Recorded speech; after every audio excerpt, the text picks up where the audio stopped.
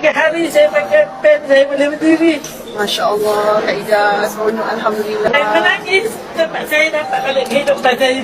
Dan saya boleh rasa muka saya. Masya Allah. Saya boleh mandi sendiri, ambil sembahyang sendiri. Malam saya dah basuh pinggan. Adik saya ikut mengait, menjahit. Saya sampai menangis. Abang saya minggu yang lepas saya lembik sebelah badan. Lepas itu saya tak boleh bangun, tak boleh berjalan, tangan saya lembik. Tangan sahaja Kaki saya terpaksa heret dan anak terpaksa pimpin dan pakai tongkat. Lepas tu saya biasa jumpa dengan doktor saya, Dr. Arif. Saya pergi ke klinik dia. Doktor sendiri pun memakai. Doktor kata saya ada masalah saraf yang teruk. Sebab itu saya macam lumpuh. Doktor cakap infrared ni adalah satu solution untuk menguatkan peredaran darah kita. Saya pun terus beli. 3 hari saya pakai, kaki saya boleh angkat. Masya Allah. Hari pertama, kedua, anak dan suami angkat saya pergi toilet, mandikan saya semua. Hari yang ketiga, saya cuba bangun, duduk tepi katil, saya buang tongkat saya, terus exercise angkat. 1, 2, 3, kaki saya boleh angkat. Masya Allah. Saya turun menangis. Seronok Alhamdulillah.